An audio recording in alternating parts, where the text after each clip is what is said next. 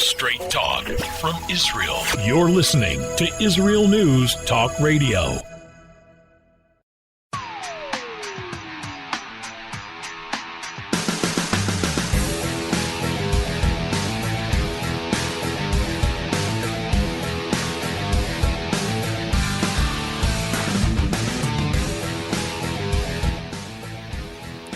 Missile attacks in Israel and the divided states of America. That's what we're going to be talking about on the show today.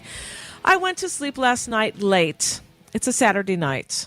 I often go to sleep late on Saturday night and barely falling asleep, barely. All of a sudden, my red alert siren app goes off on my phone, and Israel is under attack. And, of course, you can't really sleep so well afterwards because then you keep getting updates and pings and tings on your phone, and you, of course, want to follow it. You want to know if anybody, God forbid, was hurt, if there was any destruction, what, if any, response there's going to be by Israel. And this was my night until approximately maybe, 3 o'clock in the morning, 3:30, when I finally decided I have to do something good for myself, and I need to turn off my phone. And that's exactly what I did. I completely turned it off, and I went to sleep. Woke up early, got a few hours sleep. It's enough. It's enough. All right. Today, we're going to be talking about the attack. We're going to be giving you some details and how serious it was. And we are also going to be talking later on about the after effects of the U.S. elections, and we're going to be speaking with Dr. Martin Sherman as well. He's going to be talking to us about an article that he wrote on why Jews in the United States, the majority, vote differently than the majority of the Jews, the American Jews in Israel. Why? And which way does each vote? Well, we're going to be talking about that. And if I have time, I'm going to read you a letter, an email that I got from a listener who's Iranian, and he wanted to weigh in on one of the radio shows that I did the other week as well. I get emails from all of you. I don't usually read them out in the air, but this one I thought would be interesting because he is Iranian, and we would get an Iranian viewpoint, not the, but an Iranian viewpoint. And I thought it'd be interesting for you. I want to say hi to everybody who's listening in from all over the world, from the United States and Israel, Canada, France, Colombia, the United Kingdom, Belgium, Nigeria, and Africa, Germany, Indonesia. We got from Asia, Europe, North America, the Middle East. This is just amazing, the listenership that we have. I have to do a commercial on it. We'll be right back. How did a nice Jewish girl from Delaware end up living in Israel? Shalom, I'm Natalie Sapinski. Join me on my show, Returning Home. Meet different people who have moved to Israel. Hear their personal stories, their highs, their lows, and everything in between. Each week, we talk to experts on immigration and the process of moving to Israel. Listen to Returning Home every Thursday, only on Israel News Talk Radio.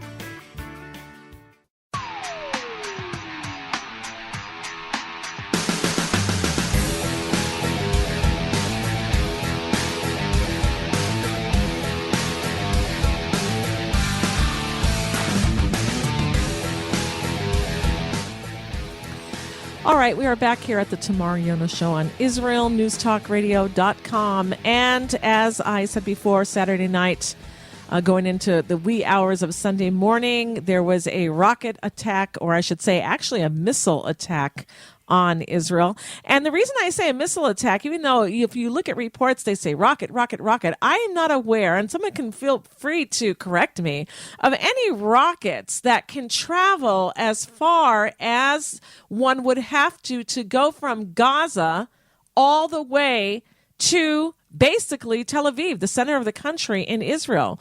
When they talk about rocket fire, you're talking about the Gaza envelope, you're talking about the communities around Gaza, maybe even Ashkelon. But once you're going towards Ashdod, which is the major port city in Israel, and that is between Ashkelon and Tel Aviv, you're already talking, I believe, about missiles. And if you've seen some of the pictures of the shrapnel that came down, falling from the skies as Israel's Iron Dome went in to intercept it.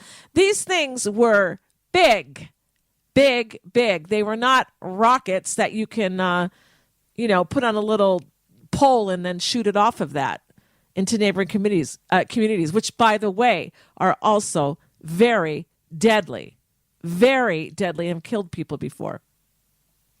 All right, so let me read you a few of the details here. I'm reading from IsraelNationalNews.com, saying that last night, basically on Saturday night going into Sunday morning, an alarm was sounded at around 2 a.m. in the area of Palmachim.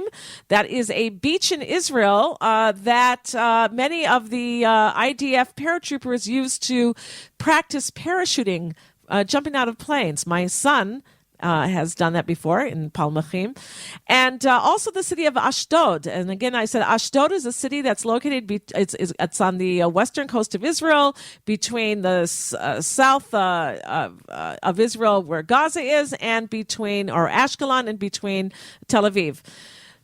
This launch of missiles from the Gaza Strip went into Israeli territory. Not just into Israeli territory, it went in to the center of the country, the largest population center in Israel of civilians. This is a war crime. Nobody talks about that. Residents in the Tel Aviv area also reported loud explosions, and the Iron Dome interceptions were observed in the skies of central Israel. Just south of Tel Aviv and adjacent to it is the city of Bat Yam. Bat Yam means in English, it means daughter of the sea, or like a mermaid, because it's on the sea and it's just south of Tel Aviv. The mayor of Bat Yam said, quote, "I saw the rockets pass over me." Let me read here. Bat Yam Mayor Tzvika Brot addressed the overnight attack on his city in an interview with Galei Tzahal, that's the IDF or Israel Defense Force radio station, Sunday morning. He says, quote, "Suddenly I saw the 2 missiles pass over me. I realized it was related to the alarms in Ashdod, because the red alert alarms said it was in for Ashdod and the Palmachim residents or areas. Above the west of the city, there was a loud explosion, and very quickly I was informed that there was no shooting, but an interception by the Iron Dome," he said. "We have received reports of debris found on balconies and even in a schoolyard. We are conducting scans or searches to find all the debris before the start of the school day," he added. It is very dangerous to be outside during a red alert siren. If you hear a red alert siren in your area, it's because they believe that either A, the missile is headed for your area, or B, they're going to try to take it down with the Iron Dome and intercept it over your area. If you are standing, let's say that you're in Ashkelon and the missile is headed for Ashdod, but the Iron Dome intercepts and takes that missile down already before it reaches Ashdod, and it's already perhaps over Ashkelon skies, you, God forbid, could be killed standing there if shrapnel were to fall on you. And we're not talking about something like a feather swaying back and forth as it's floating down from the sky towards the sidewalk. We're talking about an explosion of a bomb in the air with the casings of the missile and sharp shrapnel raining down upon you. And when it hits the ground, depending where it falls and how hard the surface is, can make a huge indentation. It is very dangerous just to be outside when a red alert siren is going off. I've been under a few red alert sirens where I had no choice but to remain outside. I was either in my car, that happened a few times, or I was even on the beach a couple of times. Where are you going to run, right? So you lie down, you put your hands over your heads, you try to protect yourself as best you can. In any case, let me just tell you how Israel responded. And I have to say, take a pet pill because, yawn. IDF fighter jets, fighter helicopters, and tanks have just attacked underground infrastructure. This was already a report from last night. And military positions of the Hamas terrorist organization in the Gaza Strip. The attack was carried out in response to rocket fire from the Gaza Strip into Israeli territory last night. Let me stop here for a moment. I detest it when someone says that Ashkelon was attacked, or there was an attack on Ashdod, or an attack on Tel Aviv, or an attack on Jerusalem, whatever it is. Or it's an attack on the south, or it's an attack on some specific kibbutz or some specific community. When they fire a rocket or a missile into Israel, they are not attacking Ashkelon or Ashdod or Bat Yam or Tel Aviv or some community in the Gaza envelope, on the Gaza belt there. They're attacking Israel. So if I'm living in Haifa, or I'm living in Jerusalem, or I'm living in Tiberias or Tzfat or anywhere in the country, that's an attack against me. That's an attack against Israel. And Israel should not put up with it. But we do, because I believe it's not in the interest of the government right now to possibly open up a full-scale operation or even war, because it's not in the interest of the government right now. And so we kind of take it to the chin. We suffer it. As long as there hasn't been too much damage or too much life hasn't been taken. And thank God nobody, as I understand, was injured.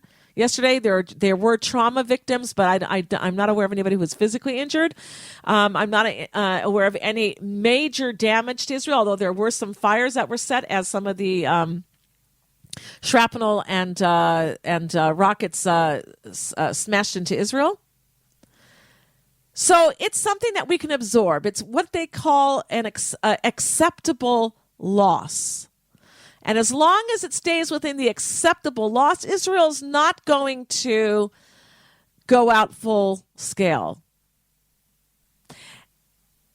But they will make some type of reaction, in order to show the Hamas or the Islamic Jihad or whoever is shooting these missiles that, hey, we are not going to take this. They have to make some noise. And also for its own population.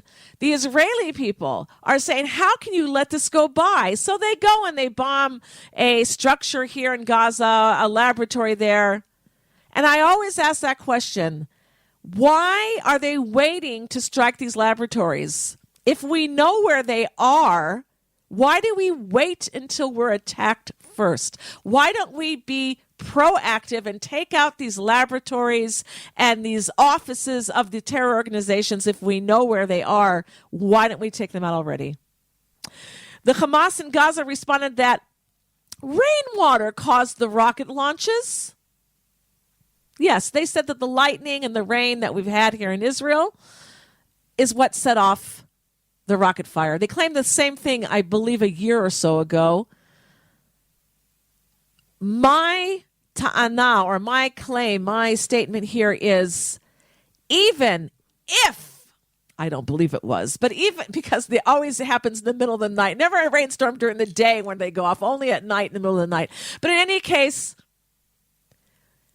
the fact that their missiles were pointed towards Israeli population centers where civilians live, and they were pointed towards it and ready to go off, that a strike of lightning in the area could set it off, that already, in my eyes, is a war crime.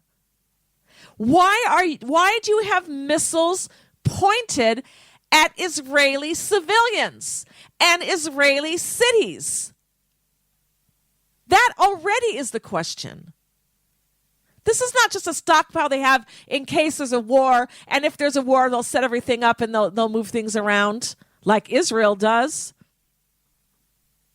You know, whenever you know something's happening, you see all these tanks going down the road. They're being carried, trailered here or there, or even the Iron Dome. You know something's happening. In any case, Enough about that. It's the same story. Rocket fire, Israel makes some few attacks, doesn't do anything. They open fire whenever they want. And that's the story as it is here. When we get back, the U.S. elections, U.S. voters, don't go anywhere.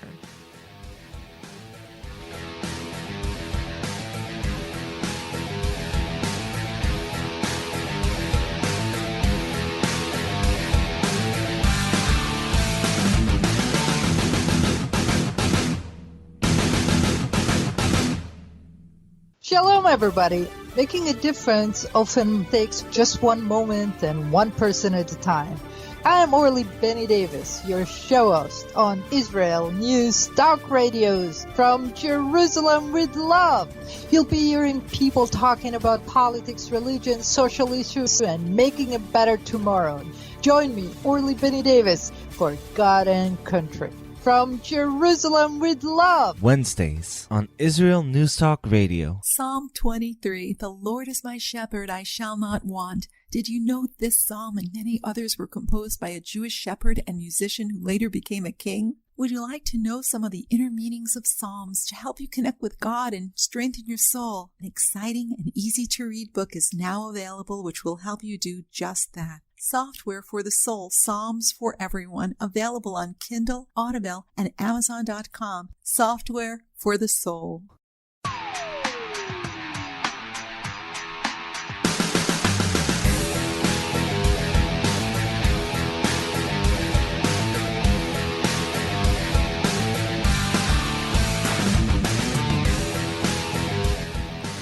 All right, we're back here at the Tamar Yonah Show on IsraelNewsTalkRadio.com. And in the United States, nothing is for sure yet. Still a lot of questions. Who is going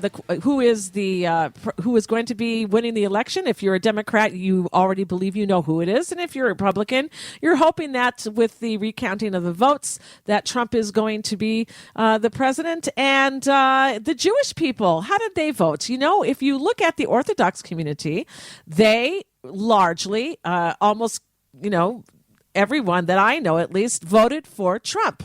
They are conservative voters, because they are God-fearing people. And most God-fearing people vote more conservative. When you have the secular Jews, they are voting more progressively. But it's not the same here in Israel, where the majority of the Jews in America and the majority of the Jews here.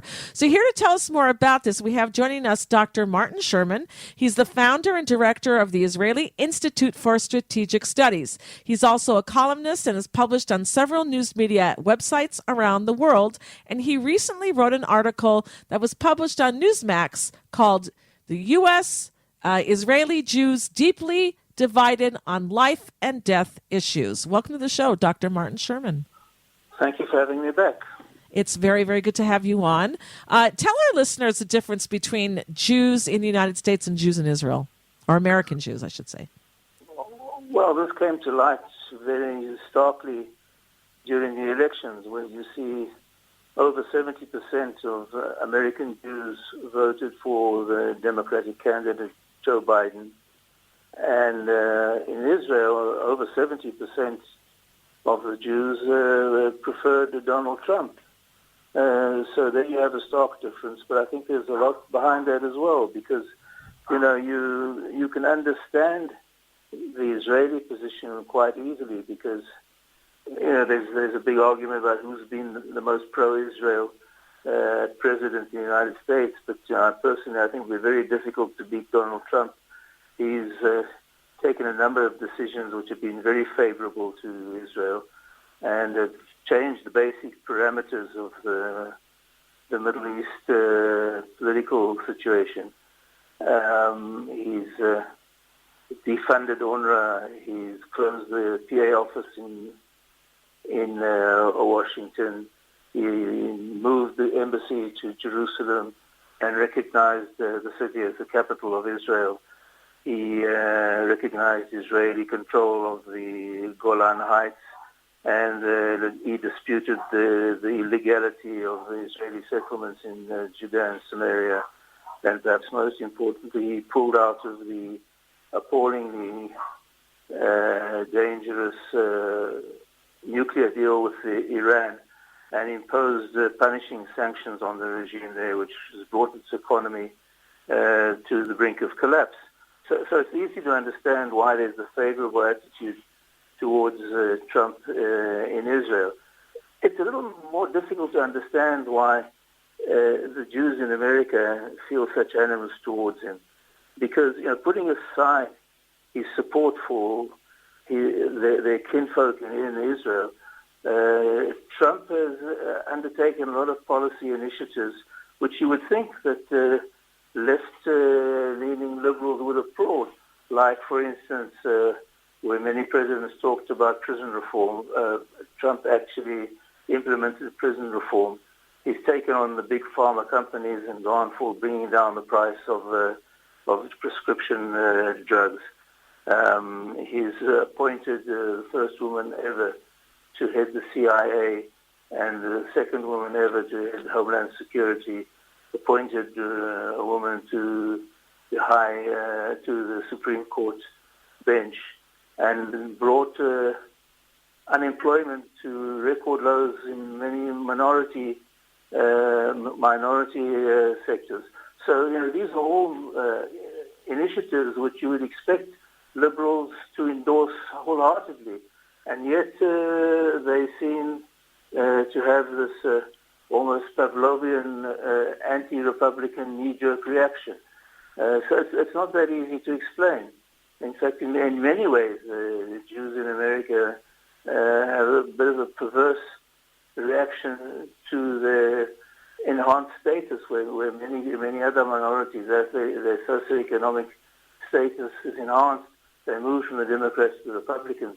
You don't see that happening with the Jews at all. And this is, I think, a disturbing development. You see this divide between the religious Jews, the Orthodox Jews, and the secular Jews. So explain why. Well, I'm not sure that that's sort of my central expertise to explain the behavior of the religious sector, but they do seem to have greater connection to the Holy Land, the greatest connection to the land of Israel as the nation state of the Jewish people, and so perhaps Israel is a higher priority on their agenda, which determines their vote. But then, this has implications for Israel, because if you look at sources of support for Israel in America, apart from the religious community, the conservative community there, you'll see that there are large sources of support for Israel in non-Jewish sectors, like the religious evangelicals, Christian evangelicals. And this might compel Israel to rethink its connection with much of the liberal Jewish establishment.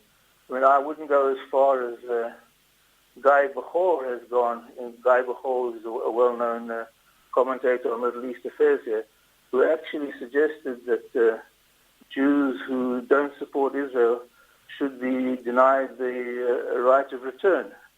That might be going a bit far at this stage, but there certainly is room for Israel to reassess and possibly recalibrate its attitude to Jews who not only don't support it, but seems to support either directly or indirectly some of its most dangerous enemies, because the issues that I talked about before, the conflict with the Palestinians, the Iranian nuclear initiative, and peace in the Middle East, these are all life and death issues for Israel.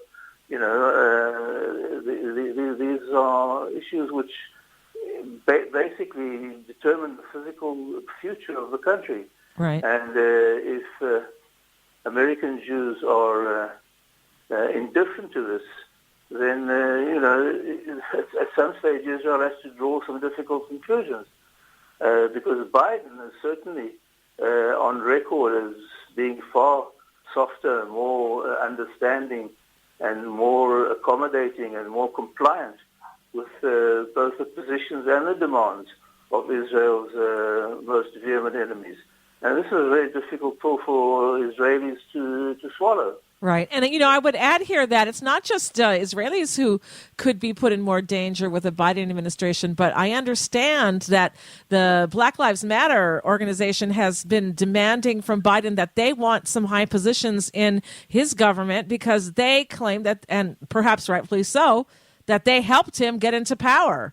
And Black Lives Matter is anti-Semitic, and that's going to be dangerous for Jews in America as well. But in the last minute or so that we have, what do you want to leave us with about the question mark still, who's going to be taking over the elections? Because if Biden wins, we pretty much know what we're going to get, and it's going to be a bitter dish. But if Trump wins, I don't think that the Democrats are going to take this lying down, and I think that there could be a lot of violence. In the last minute that we have here, what do you want to leave us with? Well, I don't know. I think it's a bit easy, a bit too early to conclude who will win, because as you know, if the legal challenges aren't resolved, then it will go to the legislature. In the legislature, they will vote on it, and in that vote, every state has a single vote. And there, Trump has more states that would vote for him than the Democrats. So, I think up until now, the Republicans, much like the right in Israel, have been bringing a knife to a gunfight. Finally, they find someone like Trump who doesn't bring a knife, but brings his own gun to the gunfight, and they're finding this difficult to deal with. So, I wouldn't be surprised if Trump is trying to bring as many lawsuits as possible to have the legal issue unresolved, and then take the vote to the legislature. Well, if it goes there, he would probably win the vote, because it's one vote per state. The vote there is not proportional to the population. So Nevada would have the same vote as California or New York. And do you think that the Democrats are going to take that? I mean, if it should, all of a sudden, that pendulum should shift towards Trump and claim the Trump the winner, you think that the Democrats are going to take that lying down? The Democrats haven't taken the 2016 election lying down. They've been trying to abuse and distort the legal system to try and get rid of Trump, and they have no qualms about trying to circumvent the electoral system. So I think we could look forward to a lot of unrest.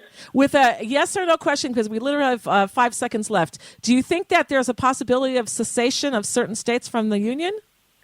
I've been bringing up that possibility for the last 10 years, and people have looked at me as if I'm crazy. I don't think that this is something that can be discounted. Very difficult, but I certainly think that the Union is in much more danger than it's been for many, many years. Wow. All right. Well, Dr. Martin Sherman, thank you so much for coming on the show. Thank you for the invitation.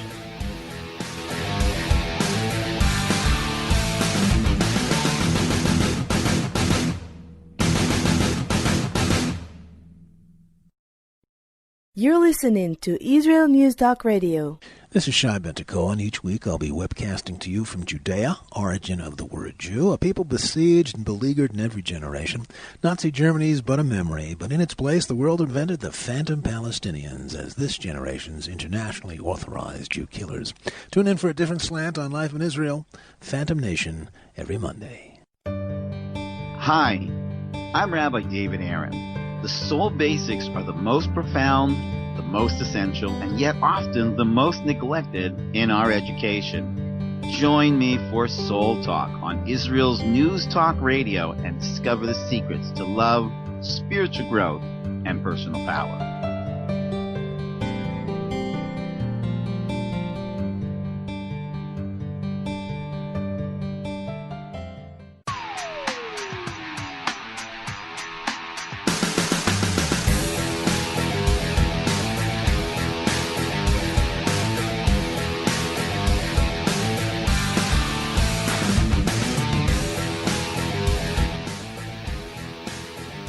After 4 years of hearing people in the United States say, not my president, Trump's not my president, And now we are hearing these same people saying that Joe Biden has won the election, even though they haven't had the official count yet, right? The official numbers in. You know, I'm thinking right now, did you see those clips of Hillary Clinton before the election saying that whatever Joe Biden does, he should not concede under any circumstances? Whatever you do, don't concede. And yet, when Donald Trump believes that there was voter fraud, and some of it has already been, I believe, proven, and he's got people who are willing to be witnesses at a great cost to their personal lives, everyone's condemning him and laughing at him and scoffing at him, saying, why doesn't he concede? Why doesn't he concede? Why doesn't he concede? Under Hillary's terms, Joe Biden was not to concede under any circumstances for whatever reason. Or for no reason even. Donald Trump has a reason. There is suspected and perhaps proven voter fraud. So until all of the, as they say, legal votes have been counted, no one can say who is president, who won this election. And with Joe Biden going up and claiming to have won and calling himself the president-elect and saying so, I'm forgetting my English, beneficently, we're all together. I will be the president of all the states, the United States of America. I'm going to be your president even for the people who didn't vote for me. Sounds very nice. And actually, that's what a president, a new president or any president should say. However, if he really meant it, answer me this question. If half the country believes that there was voter fraud going on and that the election results are not final and that they should not already claim a winner, and they believe that there was some hanky-panky going around with the votes and the ballots, wouldn't you, as someone wanting to show the other half of the nation that you are concerned about them, that you take them seriously, that you don't look down upon them, you would say, all right, if you truly believe that the election counting was wrong, let's do a recount. I want you, half the country, to be assured that nothing wrong happened here and that you can rest assured with a quiet and still heart that I indeed did win the election. And the Republicans, the conservative voters, usually do respect the law. They're conservatives. Conservatives usually are law-abiding citizens. And they would say, wow, we did the recount and it was found that we really did lose. They would probably hang their heads a bit, be very sad, and say, well, in the next 4 years, we'll just wait this out and we'll try to get our candidate next time. And that would be it. It would be a peaceful transfer of power. And people would believe that the voting and the election process in the United States is honest, is fair, and that Biden won fair and square. And if he did, by law, he's the president, and they would accept it. But to deny half the country, I'm not talking about a whole bunch of extremists, little pockets of extremists. I'm talking about half the population of the United States that voted in the elections, that voted for Donald Trump. You've got 70 million or so voters there that lost. It would seem to me that you would want to respect those people and say, okay, we'll do a revote, and you'll see that I really did win, and bring peace and healing and repairing and mutual respect and honoring the democratic system and the worries of your citizens, because even though they may not have voted for you, they are still American citizens. They want to be assured, and that's what you do. That's what any parent would do if one brother thought that the other brother cheated, and they knew that the one brother that lost would feel better if he was shown, look, your brother didn't cheat, and you're going to show him because you want to be transparent and you don't have any worries about being transparent. The only people I can understand that would not want to do this and would want to deny half of the population to be able to be reassured that the election was kosher, was run honestly and legally, you would do this. You would do this for them. And if the only reason you wouldn't is because maybe they're right. Maybe there was cheating going on. Maybe there was fraud. Maybe there was harvesting of ballots and dead people voting and dogs voting and other people voting twice or 3 times. What do they say? I vote early and often. So clear it up. If you're so sure that you won fairly, then you have nothing to hide and everything to gain by doing a recount and showing the losers that they really did lose. But right now, we don't have any official winner. And the more they keep referring to Biden as president-elect, I believe the more incensed Democratic voters will be. If indeed the pendulum does swing and Donald Trump is proven to have gained more legal votes than Joe Biden, I fear what might happen on the streets if it should go that way with the violent tempers of the peaceful protesters. Let me read you something I got on my WhatsApp. I hope I have time to read this. Divorce agreement between Republicans and Democrats. I don't know who wrote this. They say somebody did. I don't know if it's true. You never know with these things that go around. But let me read this really quickly. Dear American liberals, leftists, social progressives, socialists, Marxists, and Obama supporters et al. We have stuck together since the late 1950s for the sake of the kids. But the whole of this latest election process has made me realize that I want a divorce. I know we tolerated each other for many years for the sake of future generations, but sadly, this relationship has clearly run its course. Our two ideological sides of America cannot and will not ever agree on what is right for us all.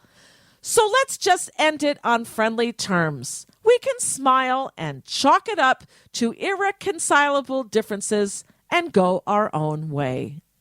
Here is our separate agreement. Our two groups can equitably divide up the country by landmass, each taking a similar portion. That will be the difficult part, but I'm sure our two sides can come to a friendly agreement.